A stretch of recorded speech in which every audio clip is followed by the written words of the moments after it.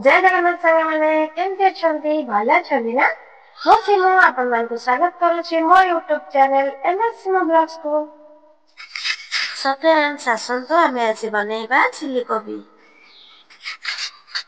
कोबी बनेबा पई मु एठी नै छी गोटे छोट कोबी गोटे कैप्सिकम गोटे बड़ साइज रो पियाज गोटे बुदा रसुण दुईटा कंचा लंका आ किछि धनिया पत्र प्रथमे मु पियाज को बड़ बड़ साइज करके काटी नै छी।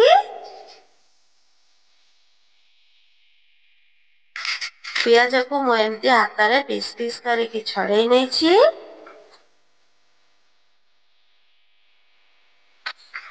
पियाज को मु जेमती बड़ बड़ करे काटी नै थिली एठी मु मध्य कैप्सिकम को सेमती बड़ बड़ साइज करके काटी नै छी।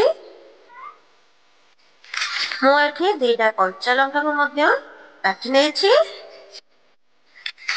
धनिया पत्र सब को एमती छोट छोट करी काटी नै छी। रसुण को मध्य आमे एठी छोट छोट करके काटी नै जिबा।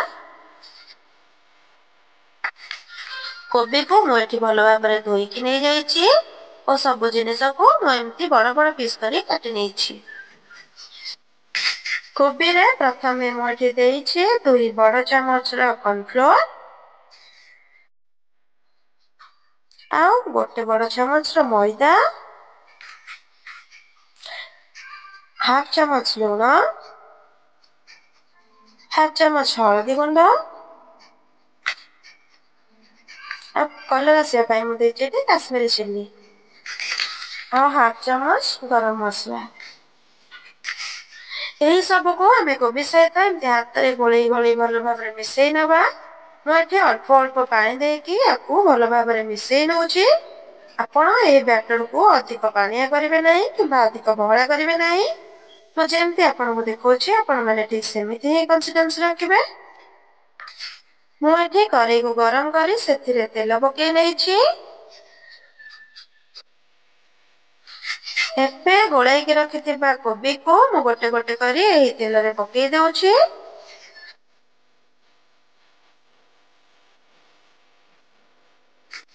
कोबी सब को भाजिबा समय रे ध्यान रखिबे कि गैस रो फ्लेम को हमें हाई न रखी सब बेले मीडियम रे रखिबा नहले हमर कोबीटा तळु पोडी जाई पारे। कोबी रो गोटे पट हेई आसला बेलको हमें याकू तळ ऊपर करी भलो से भाजी नेबा।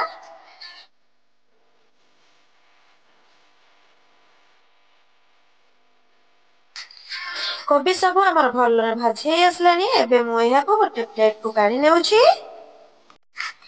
सब कोबी को मु एठी काढी सारिया पारे करेई रे किछि तेल नेइछि ओ तेल गरम हेबा पारे मु सेतिरे काटी रखिथिबा रसुण को पकेइछि।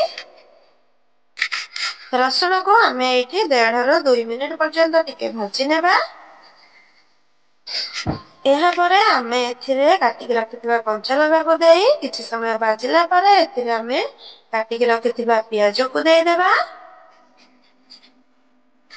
पियाज को देई हमें 2-3 मिनिट भलो रे पियाज रो कलर चेंज होला पर्यंत भाजी नेबा। पियाज टिके हेई आसला बेले को हमें एथिरे काटी के रखिथिबा कैप्सिकम को देई याकू आउ 2-3 मिनिट पर्यंत भलो रे भाजी नेबा।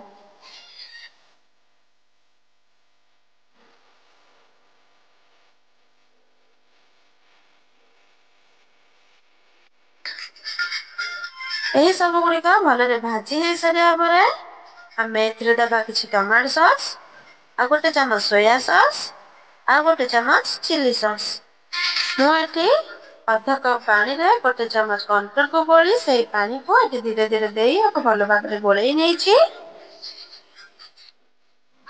एहा परे मु एथिरे गोटे छोटा चमच गोलमरीच गुंड पकेई याकू भलो भाबरे गोळेई नेइछि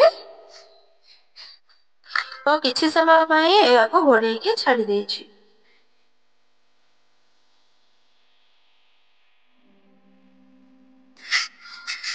आमे एबे एथिरे भाजी को रखिथिबा कोबी को देई याकू भलो भाबरे किछि समय पर्यंत गोळाइबा।